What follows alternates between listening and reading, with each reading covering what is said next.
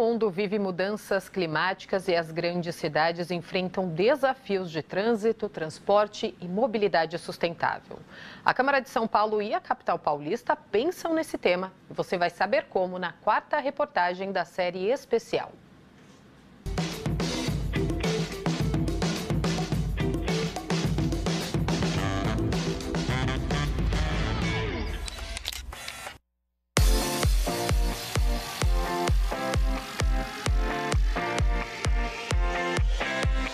A mobilidade é um assunto central em qualquer debate sobre cidades sustentáveis. Reduzir emissões, ampliar transporte público e incentivar meios não poluentes são prioridades. Nós temos que entender e compreender que somos brasileiros apaixonados pelo carro próprio, no momento onde o brasileiro sequer ainda falava com tanta paixão da casa própria. Nasceu com Juscelino, a indústria do carro, o carro chegando para a sociedade que não conhecia o carro como uma forma de extensão da vida. O brasileiro se apaixonou pela figura do carro. Nós saímos dessa época, na década de 50 para 60, para hoje, onde nós temos na cidade de São Paulo 7 milhões de veículos. A gente tem muitos gargalos. Pela forma com que a cidade foi se construindo, pela forma com que o investimento não foi sendo... não foi pensado numa mobilidade que seja sustentável e eficiente. Então, esse para mim, talvez o maior gargalo seja não ter um gargalo único, termos muitos gargalos. 60% da emissão de carbono da nossa cidade vem do transporte, dos veículos. Então, esse é um investimento muito significativo. Investir não só na transição da frota que a gente já tem, mas na ampliação da frota e na reorganização da frota. A chave da solução é você priorizar a mobilidade ativa, que é pedalar, caminhar, com o transporte coletivo e isolar esse sistema do congestionamento. Essa é uma solução, inclusive, completamente ligada à questão das mudanças climáticas, já que 85% dos gases de efeito estufa vem da queima de petróleo.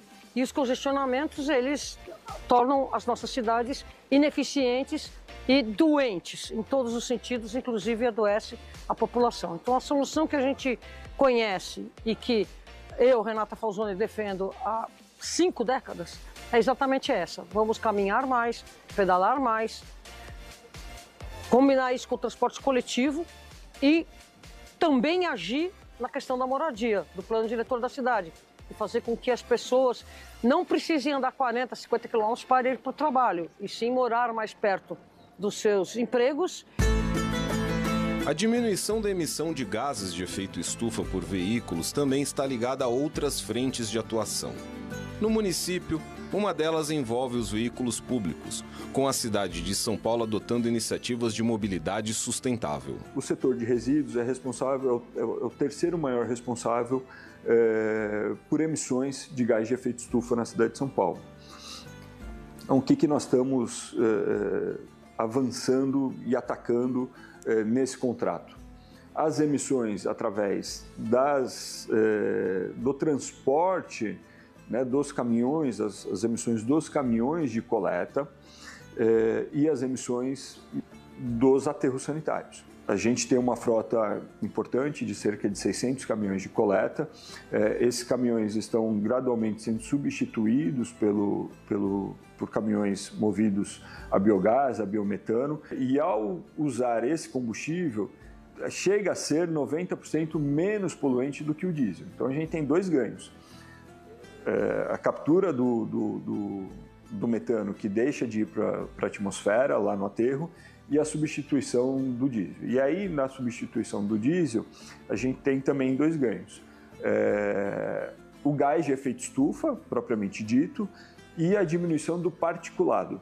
Aquela fuligem, aquela coisa que a gente vê, às vezes, nas casas e tal. Então, quando a gente utiliza o biometano, né, o biogás, a gente tem menos poluição, tanto atmosférica do gás, como o particulado. Então a gente tem um ganho em cadeia. Então a gente tem a substituição, já são 80 caminhões que a gente tem na frota, chega a 100% nos próximos anos, e a gente, nos veículos mais leves, a gente tem utilizado também a matriz energética elétrica, né, caminhões que a gente consegue substituir. Então, por exemplo, aqui no centro, os calçadões, nas comunidades onde os caminhões grandes não conseguem entrar, a gente tem utilizado alternativas menores elétricas.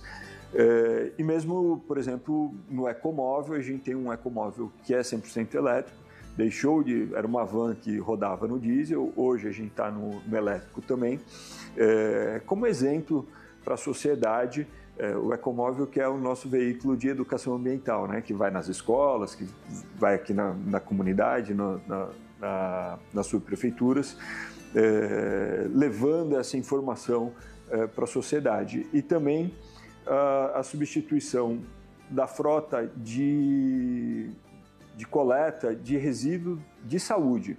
Também são caminhões menores que a gente consegue substituir ou pelo gás ou pelo elétrico. A gente tem alguns elétricos também rodando. E o Legislativo paulistano também tem contribuído com sugestões de políticas públicas para a mobilidade sustentável. O que é um corredor verde? Então você tem lá o ponto de ônibus com energia solar, você tem todos os ônibus elétricos, você vai tirando o diesel. Eu sugeri ao prefeito, inclusive, o projeto Pais de Barros, o corredor Pais de Barros, porque o corredor Pais de Barros é o primeiro corredor de ônibus da cidade. Então, emblematicamente, ele também poderia ser o primeiro corredor verde da cidade. Isso vem sendo discutido. Ou seja, você tem a cidade olhando para essa questão do meio ambiente. Mas é preciso ir além. Então, a transição que já está acontecendo, tanto para veículos elétricos quanto para biometano, é um investimento bastante relevante, significativo e importante da cidade. Agora a gente precisa repensar, investir para que as pessoas caminhem. Caminhar é muito importante, é bom para a saúde, é bom para o meio ambiente, é bom para a relação com a cidade. Investir nas ciclovias de forma adequada, não como a gente vem fazendo há anos. Então, essa chavinha de que a gente tem que mudar e mudar rápido, e que a gente tem uma urgência muito grande na forma como a gente organiza a cidade, que a gente ocupa o espaço público, que a gente promove a mobilidade, ela tem que ser a partir das necessidades de uma pessoa a pé. E aí a gente redesenha tudo. A mobilidade está ligada ao futuro das cidades, assim como a criação de empregos verdes.